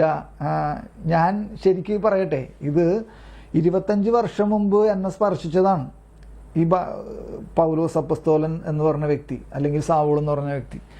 പക്ഷേ ഇപ്പൊ വായിക്കാൻ പോകുന്ന വചനഭാഗം, ഇനി വായിക്കാൻ പോകുന്ന വചനഭാഗം അത് മിനിയാന്നാണ് സ്പർശിച്ചത്. ശ്രദ്ധിച്ചോ നിങ്ങൾ? 25 വർഷം മുമ്പാണ് ഞാൻ, 26 വർഷം മുമ്പാണ് ഞാൻ ഈ ബൈബിൾ ഭാഗം വായിക്കണതും എന്നെ സ്പർശിച്ചതും. പക്ഷെ ഇനി വായിക്കാൻ പോകും, ഞാനിപ്പോൾ നിർത്തി ഒരു സ്ഥലത്ത്, അത് നിർത്തിയിട്ട് ഇനി തുടങ്ങാൻ പോണ ആ ഒരു വചനം അതെന്നെ സ്പർശിച്ചത് ഈ കഴിഞ്ഞ ദിവസങ്ങളിലാണ്. എന്തെന്നാണത്? ഞാൻ നിർത്തിയത് അവിടെ നിന്നാണ് അല്ലേ? ഞാൻ നിർത്തിയത് അവിടെയാണ്. കൈകൾ വെച്ചു അവന്റെ മേൽ കൈകൾ, അനന്യാസ് അവന്റെ മേൽ കൈകൾ വെച്ചുകൊണ്ട് പറഞ്ഞു. എന്തു പറഞ്ഞു? സഹോദരനായ സാവൂൾ. മനസ്സിലായോ? എന്താണ് സഹോദരനായ സാവൂൾ? ഈ അനന്യാസാണ് ഇത്തിരി മുമ്പ് കർത്താവിനോട് പറഞ്ഞത്, നമ്മുടെ ആൾക്കാരാ എത്രമാത്രം ദ്രോഹിച്ചിട്ടുണ്ടെന്ന് ഇവനെ പറ്റി ഞാൻ മറ്റുള്ളവരിൽ നിന്ന് കേട്ടിട്ടുണ്ട്. അങ്ങനത്തെ ആളാണ് അവൻ. അവന്റെ കാര്യത്തിൽ ഇടപെടണോ? അവനെ വിട്ടൂടെ എന്നുള്ളൊരു അർത്ഥമാണ് അനന്യാസ് കർത്താവിനോട് ചോദിക്കണത്. ഇതാണ് ക്രൈസ്തവരുടെ മധ്യസ്ഥത്തിന് അതിരുകളില്ല എന്ന് പറയണത്. മനസ്സിലായ? ക്രൈസ്തവരുടെ മധ്യസ്ഥത്തിന് അതിരുകളില്ല. പീഡകർക്ക് വേണ്ടിയും സുവിശേഷം നിരസിക്കുന്നവരുടെ രക്ഷയ്ക്ക് വേണ്ടിയും അവർ പ്രാർത്ഥിച്ചിരുന്നു എന്ന് പറയണതിൻ്റെ എല്ലാം കൂടി കോർത്തിണങ്ങി വരുന്നൊരു ഭാഗമാണ് ഇതെന്ന് എനിക്ക് മനസ്സിലായത്. നിങ്ങൾക്ക് എങ്ങനെ മനസ്സിലായെന്ന് എനിക്കറിയില്ല. മനസ്സിലായി? ഇവിടെ എന്നെ ഏറ്റവും അധികം സ്പർശിച്ചത് 26 വർഷം അല്ലെങ്കിൽ 26ഓളം വർഷം മുമ്പ് ഇതിൻ്റെ ഈ ഭാഗത്തൊക്കെ ഇപ്പൊ പൗലോസ് അപ്പസ്തോലനോട് ഈ കർത്താവ് പറയുന്നുണ്ട്, നീ പോവുക, അങ്ങ് ദൂരെ വിജാതിയരുടെ അടുക്കലേക്ക് ഞാൻ നിന്നെ അയക്കും എന്ന് ബൈബിളിൽ എഴുതിയിരിക്കുന്ന ആ വചനഭാഗത്തിന്റെ അവിടെ എൻ്റെ പഴയ ബൈബിൾ 25 വർഷം മുമ്പ് ഞാൻ മേടിച്ച ബൈബിൾ ഉണ്ട് എൻ്റെ കയ്യിൽ. അതിവിടെ ഇരിപ്പുണ്ട്. അതിന്റെ സൈഡിൽ ഞാൻ ഇങ്ങനെ എഴുതി വെച്ചിട്ടുണ്ട്, എൻ്റെ വിളി എന്നും പറഞ്ഞുകൊണ്ട്. എന്തെന്ന് എഴുതി വെച്ചു? 25 വർഷം മുമ്പ് ഞാൻ എന്ത് എഴുതി വെച്ചു? അത് ഞാനിപ്പോൾ എടുത്ത് കാണിക്കണില്ല. ആ ബൈബിളിൽ ഇന്നും ഉണ്ട് അത്. എന്തെന്ന് റെഡ് ജെല്ലിന്റെ പേന വെച്ച് ഞാൻ എഴുതി, എൻ്റെ വിളി എന്ന്. പൗലോസ് അപ്പസ്തോലനോട് കർത്താവ് പറയാണ്, നീ പോവുക, അങ്ങ് ദൂരെ വിജാതിയരുടെ അടുക്കലേക്ക് ഞാൻ നിന്നെ അയക്കും. പിന്നെ വചനഭാഗം ഉണ്ട് അവിടെ. അപ്പം അവിടെ ഞാൻ എന്തെഴുതി? എൻ്റെ വിളി. കാരണം എനിക്ക് എപ്പോഴും കിട്ടിയിരുന്ന ഒരു വചനഭാഗം, മിക്കപ്പോഴും ഞാൻ ബൈബിള് എത്ര പ്രാവശ്യം എടുത്തിട്ടുണ്ടോ അതിൽ ഒരു 99% എനിക്ക് കിട്ടുന്ന വചനഭാഗം എന്താണ്? ഈ പൗലോസ് അപ്പസ്തോലൻ്റെ ഈ കർത്താവ് പറയുന്ന ഈ വചനഭാഗം. അപ്പം ഞാൻ ഒരു ദിവസം ഞാൻ ഇങ്ങനെ എഴുതി, എൻ്റെ വിളി എന്ന് ഞാൻ അവിടെ എഴുതി വെച്ചു. ഇതിവിടെ ഇരിപ്പുണ്ട് ആ ബൈബിൾ. ഞാനിപ്പോൾ അത് എടുക്കണില്ല, അതിൻ്റെ പക്കത്ത് കുറേ വേറെ പുസ്തകങ്ങളൊക്കെ ഉള്ളതുകൊണ്ടിട്ട് ഞാനിപ്പോൾ എടുക്കണമെന്നില്ല. അത് 25 വർഷങ്ങൾക്ക് മുമ്പ് ഞാൻ മേടിച്ചതാണ് ആ ബൈബിൾ. എൻ്റെ വിളി എന്ന് പറഞ്ഞ് ഞാൻ അവിടെ എഴുതി വെച്ചു. അതുപോലെ തന്നെ സംഭവിക്കണം ഇപ്പോൾ, മനസ്സിലാവണ്ടോ? അപ്പം ഇവിടെ നമ്മൾ എന്താണ് ഇപ്പോൾ പറഞ്ഞത്? സഹോദരനായ സാവൂൾ എന്ന് അനനിയാസ് വിളിക്കുകയാണിപ്പോൾ. ആരെയാണ് വിളിക്കണേ? സഭ മുഴുവനെയും പീഡിപ്പിക്കുന്ന ഒരാളെയാണ് എന്ത് വിളിക്കുന്നത്? സഹോദരനായ സാവൂളെ. കണ്ടോ? ഇത് നമ്മളെ സ്പർശിക്കുന്നുണ്ടോ? സ്പർശിക്കുന്നില്ലെങ്കിൽ നമ്മൾ ദൈവസ്നേഹത്തിലല്ല, അല്ലെങ്കിൽ നമുക്ക് എന്തോ ദൈവസ്നേഹത്തിൽ എന്തോ ഒരു കുറവുണ്ട് എന്നർത്ഥം. എന്നെ ശരിക്കും അപ്പം എങ്ങനെ ഞാൻ ആലോചിക്കണം, അനനിയാസിനെ എങ്ങനെ അവനെ സഹോദരനായ സാവൂൾ എന്ന് വിളിക്കാൻ സാധിച്ചു? അതൊന്ന് നിങ്ങൾ നോക്ക്, ആ വചനം നോക്കിയേ. കണ്ടോ? സഹോദരനായ സാവൂൾ ഉണ്ടോ? അതെന്നെ ശരിക്കും അങ്ങോട്ട് സ്പർശിച്ചു, മനസ്സിലായി? പിന്നെ നമുക്കാണെങ്കിൽ വിളിക്കാൻ പറ്റുമോ? നമുക്ക് വിളിക്കാൻ പറ്റുമോ? അപ്പൊ അനനിയാസ് ചെന്ന് ആ ഭവനത്തിൽ പ്രവേശിച്ച് അവന്റെ മേൽ കൈകൾ വെച്ചുകൊണ്ട് പറഞ്ഞു, സഹോദരനായ സാവൂൾ. അപ്പൊ ഇവിടെ ഓർമ്മ വരണത്, എനിക്കിപ്പോൾ ഓർമ്മ വരണത്, ഇതൊന്നും ഞാൻ ആലോചിച്ച് വെച്ചിട്ട് പറഞ്ഞല്ലോ, ഇപ്പോൾ ഓർമ്മ വന്നത് ഗെത്സമനയിൽ യേശു ക്രിസ്തുവിനെ ഒറ്റിക്കൊടുക്കാൻ വേണ്ടി അല്ലെ, ആ രക്ഷാകര പദ്ധതിയുടെ പൂർത്തീകരണത്തിന് വേണ്ടിയുള്ള ആദ്യത്തെ സ്റ്റെപ്പാണ് എന്ത്? ഒറ്റിക്കൊടുക്കപ്പെടൽ യൂദാസിനാൽ. അപ്പൊ യൂദാസ് വന്നിട്ട് ഒരു ചുംബനം നൽകുന്നുണ്ട് അല്ലേ? അപ്പൊ അതിനു മുമ്പ് ഈശോ ചോദിക്കുന്നുണ്ട്, സഹോദര നീ എന്തിനാണ് ഇവിടെ വന്നതെന്ന് അല്ലേ? അത് മത്തായിയുടെ സുവിശേഷത്തിൽ മാത്രമേ അങ്ങനെ എഴുതിയിട്ടുള്ളൂ, മനസ്സിലായോ? അതിൻ്റെ വ്യക്തത കിട്ടണമെങ്കിൽ അവിടെ പോയി ഒന്ന് വായിച്ചു നോക്കിയാൽ മതി. നിങ്ങളിപ്പോൾ വായിക്കണ്ട, ഞാൻ ആ ഒരു പോർഷൻ ഇങ്ങനെ കണക്ട് ചെയ്തതാണ്, മനസ്സിലായോ? ഇല്ല സഹോദര എന്നല്ല, സോറി, സ്നേഹിത കേട്ടോ, സ്നേഹിത നീ എന്തന്വേഷിക്കുന്നു അല്ലേ? എന്താ ഒറ്റ കൊടുക്കാൻ വന്നേക്കണ ഒരാളെയാണ് യേശു വിളിക്കുന്നത് സ്നേഹിത, മനസ്സിലാവുണ്ടോ? അതിൻ്റെ മറ്റൊരു വേർഷനല്ലേ ഇവിടെ? അതിൻ്റെ മറ്റൊരു വേർഷനല്ലേ ഇവിടെ? അനനിയാസ് വന്നിട്ട് സാവൂളിനെ വിളിക്കണത് സഹോദരനായ സാവൂൾ എന്ന്, മനസ്സിലായോ? ഞാൻ പറഞ്ഞ മനസ്സിലായി? നമ്മൾ തുടങ്ങിയെടുത്ത് തന്നെയാണ്. നമ്മളെ പീഡിപ്പിച്ചവർക്ക് വേണ്ടി നമ്മളെടുത്ത് അനീതി കാണിച്ചവരുടെ നമുക്ക് വിളിക്കാൻ പറ്റുമോ? സഹോദരനായ ആളുടെ പേര് കൂട്ടി നമുക്ക് വിളിക്കാൻ പറ്റുമോ? അല്ലെങ്കിൽ സ്നേഹിതേ എന്ന് വിളിക്കാൻ നമുക്ക് പറ്റുമോ? അവിടെയാണ് നമ്മുടെ ആധ്യാത്മിക ജീവിതത്തിൻ്റെ കഴമ്പ് പുറത്താക്കപ്പെടുന്നത്. അപ്പം ഇതെന്നെ ഏറ്റവും അധികം സ്പർശിച്ചു. അതുകൊണ്ടാണ് ഞാനിങ്ങനെ പറഞ്ഞുകൊണ്ടിരിക്കുന്നത്. അവൻ്റെ മേൽ കൈകൾ വെച്ചുകൊണ്ട് അനനിയാസ് പറഞ്ഞു, സഹോദരനായ സാവൂൾ, നീ വന്ന വഴിയിൽ നിനക്ക് പ്രത്യക്ഷപ്പെട്ട കർത്താവായ യേശു നിനക്ക് വീണ്ടും കാഴ്ചയുണ്ടാകാനും പരിശുദ്ധാത്മാവാൽ നിറയാനും വേണ്ടി എന്നെ അയച്ചിരിക്കുന്നു. ഉടനെ അവൻ്റെ കണ്ണുകളിൽ നിന്ന് ചെതുമ്പൽ പോലുള്ള എന്തോ വീണു. അവന് വീണ്ടും കാഴ്ചയുണ്ടായി. അവൻ എഴുന്നേറ്റ് സ്നാനം സ്വീകരിച്ചു. അവൻ ഭക്ഷണം കഴിച്ച് ശക്തിപ്പെട്ടു. കുറേ നാൾ ദമാസ്കസിലെ ശിഷ്യരോടൊത്ത് താമസിച്ചു. ഞാനിപ്പോൾ ഇത് എന്തിനാ വായിച്ചെന്നറിയോ നിങ്ങൾക്ക്? ഈ 9-ാം അധ്യായം അപ്പസ്തോല പ്രവർത്തനം. ഇത്രയേ ഉള്ളൂ. പീഡകർക്ക് വേണ്ടിയും സുവിശേഷം നിരസിക്കുന്നവരുടെ രക്ഷയ്ക്ക് വേണ്ടിയും സഭ പ്രാർത്ഥിച്ചിരുന്നു. ആ പ്രാർത്ഥനയിൽ ഈ സാവൂളുണ്ടായിരുന്നു. ആ പ്രാർത്ഥനയിൽ ഈ സാവൂളുണ്ടായിരുന്നത് കൊണ്ടാണ് ആ സാവൂളിന് പൗലോസ് ആകാൻ പറ്റിയത്, പൗലോസ് അപ്പസ്തോലനാകാൻ പറ്റിയത്. മനസ്സിലായോ? അതാണ് ക്രൈസ്തവരുടെ മധ്യസ്ഥത്തിന് അതിരുകളില്ല എന്ന് പറയുന്നത്. ഇപ്പോൾ ഒരു ക്ലാരിറ്റി കിട്ടിയോ നിങ്ങൾക്ക്? ക്ലാരിറ്റി കിട്ടിയോ? ഞാൻ ഒന്നും കൂടി ആ 2636 ഖണ്ഡിക ഒന്നും കൂടി വായിക്കട്ടെ. ആദിമ ക്രൈസ്തവ സമൂഹങ്ങൾ ഈ കൂട്ടായ്മ ആഴത്തിൽ അനുഭവിച്ചിരുന്നു. കണ്ടോ, ഈ കൂട്ടായ്മ ആഴത്തിൽ അനുഭവിച്ചിരുന്നു. അവർ പ്രാർത്ഥിച്ചിരുന്നു എന്നല്ല അവിടെ എഴുതിയേക്കണത്. ഈ കൂട്ടായ്മയിൽ പ്രവർത്തിച്ചിരുന്നു എന്നുമല്ല എഴുതിയിരിക്കുന്നത്, അനുഭവിച്ചിരുന്നു. ആ വേടിനെ ശരിക്കും ശ്രദ്ധിക്കണം, മനസ്സിലാവുന്നുണ്ടോ? അവിടെ ആ കൂട്ടായ്മയിൽ അവർ ആഴത്തിൽ എന്താണ് പ്രവർത്തിച്ചിരുന്നു. അങ്ങനെയുള്ള മറ്റു വാക്കുകളൊന്നുമല്ല, ഒരു വാക്ക്, ഇങ്ങനൊരു വാക്ക് എഴുതിയാണ്, അനുഭവിച്ചിരുന്നു, ആഴത്തിൽ അനുഭവിച്ചിരുന്നു. കാരണം എന്താണ്? ആദിമസഭയിൽ വലിയ പീഡനങ്ങളാണ് ആ കാലഘട്ടത്തിൽ നടന്നുകൊണ്ടിരുന്നത്. ആ പീഡനങ്ങളെല്ലാം ആദിമ ക്രൈസ്തവ സമൂഹം നേരിട്ടത് എങ്ങനെയാണ്? പ്ലക്കാർഡുകളും പിടിച്ചുകൊണ്ടാണോ? ബാനറുകൾ നിരത്തിക്കൊണ്ട് വഞ്ചി സ്ക്വയറിൽ വന്ന് പ്രതിഷേധം പ്രകടിപ്പിച്ചുകൊണ്ടാണോ? എങ്ങനെയാണെന്നാ പറഞ്ഞത്? ആദിമ ക്രൈസ്തവ സമൂഹം മതപീഡനങ്ങളെ പ്രാർത്ഥനയിലൂടെയായിരുന്നു നേരിട്ടത്. അതിപ്പോ കാണാനില്ല. ആ ഒരു സവിശേഷത ഇപ്പോൾ കാണാനില്ല. എവിടെയെങ്കിലും കാണാൻ പറ്റണുണ്ടോ? മനസ്സിലാവുന്നുണ്ടോ? എവിടെയെങ്കിലും കാണാൻ പറ്റണുണ്ടോ എന്ന് ചോദിക്കുമ്പോൾ എവിടെയും ഇല്ല എന്നല്ല അർത്ഥം, ഉണ്ട്, അതൊക്കെ ഉണ്ട്. മനസ്സിലായോ? പക്ഷെ വളരെ വിരളമായ ഒരു അവസ്ഥയിലേക്ക് അത് ചുരുങ്ങി. അപ്പൊ നമ്മളെ സംബന്ധിച്ച് നമ്മൾ എന്ത് ചെയ്യണം? നമ്മുടെ ജീവിതത്തിൽ അതിനെ കൊണ്ടുവരാൻ പറ്റുമോ? അങ്ങനത്തെ ഒരു മാതൃക ഉണ്ടാക്കാൻ പറ്റുമോ? ആദിമ ക്രൈസ്തവ സമൂഹങ്ങൾ ഈ കൂട്ടായ്മ ആഴത്തിൽ അനുഭവിച്ചിരുന്നു. പൗലോസ് അപ്പസ്തോലൻ സുവിശേഷം പ്രസംഗിക്കുക എന്ന തൻ്റെ ദൗത്യത്തിന്റെ നിർവഹണത്തിൽ അവരെയും പങ്കാളികളാക്കി. അവർക്ക് വേണ്ടി മാധ്യസ്ഥം വഹിക്കുകയും ചെയ്തു. ക്രൈസ്തവരുടെ മാധ്യസ്ഥത്തിന് അതിരുകളില്ല, എല്ലാ മനുഷ്യർക്കും വേണ്ടി. കണ്ടോ, അതാണ് അതിരുകളില്ല എന്ന് പറഞ്ഞാൽ എല്ലാ ലോകം മുഴുവനും വേണ്ടി സഭ തന്നെയും തൻ്റെ ആരാധനക്രമത്തിൽ വിശുദ്ധ കുർബാന എന്ന കൂദാശയിൽ പ്രാർത്ഥിക്കുന്നുണ്ട്. അതാണ് ക്രൈസ്തവരുടെ മധ്യസ്ഥത്തിന് അതിരുകളില്ല, എല്ലാ മനുഷ്യർക്കും വേണ്ടി, ഉന്നത സ്ഥാനീയരായവർക്ക് വേണ്ടി, പീഡകർക്ക് വേണ്ടി, സുവിശേഷം നിരസിക്കുന്നവരുടെ രക്ഷയ്ക്ക് വേണ്ടിയും അവർ പ്രാർത്ഥിച്ചിരുന്നു എന്നുള്ളതാണ്. ഇനി അതിൻ്റെ സൈഡ് ഖണ്ഡിക കണ്ടു, 1900 എന്ന് എഴുതിയിട്ടുണ്ട്.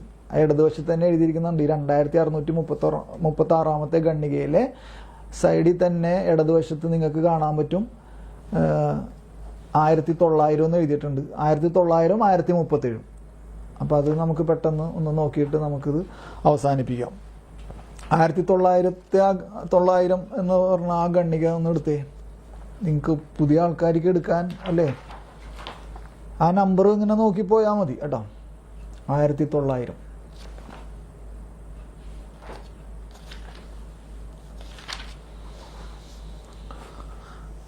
കിട്ടിയോ?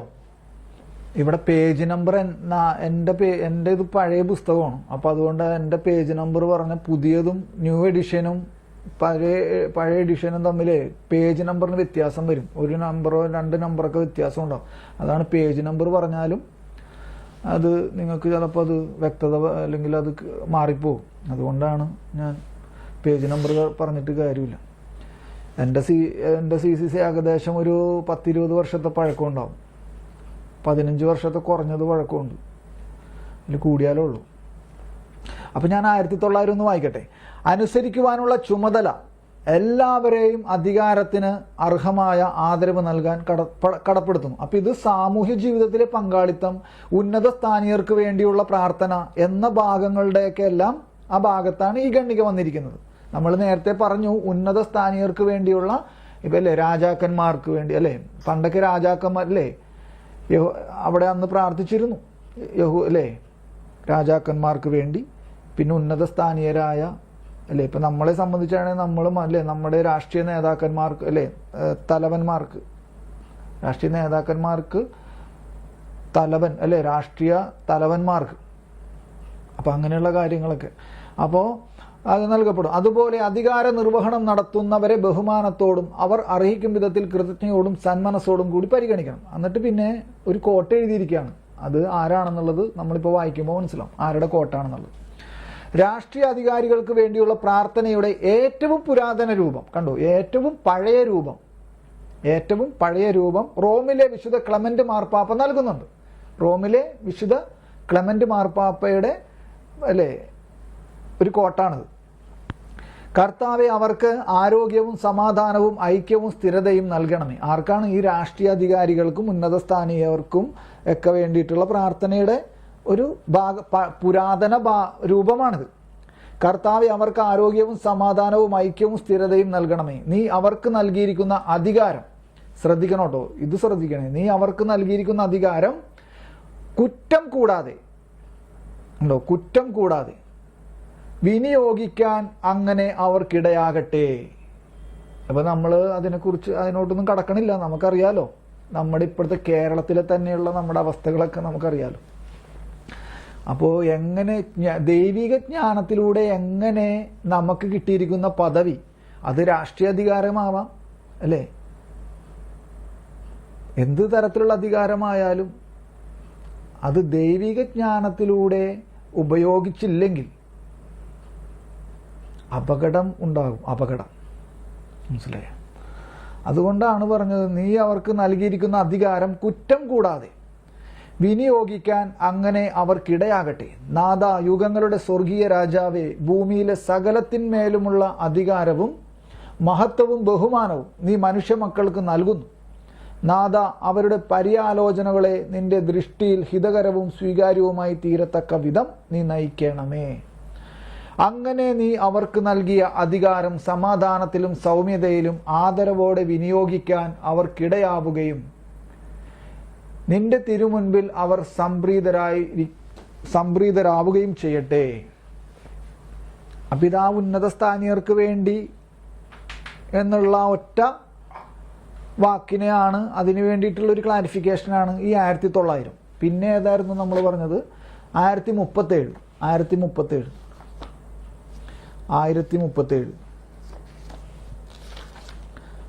അപ്പൊ ഇവിടെ നരകത്തെക്കുറിച്ചൊക്കെ പറയുന്ന ഭാഗമാണ്. നരകം, സ്വർഗം, ശുദ്ധീകരണ സ്ഥലം, ആ ഭാഗത്തിൻ്റെ ഒരു പോർഷനിലാണ് ഈ ഗണ്ണിക നിൽക്കണേ. 1037. അപ്പൊ ഇവിടെ എല്ലാം ഈ മധ്യസ്ഥ പ്രാർത്ഥനയുടെ ഒരു ഭാഗത്തെയാണ് കേട്ടോ, മധ്യസ്ഥ പ്രാർത്ഥനയുടെ ഭാഗത്തെയാണ് ചൂണ്ടിക്കാണിക്കുന്നത്.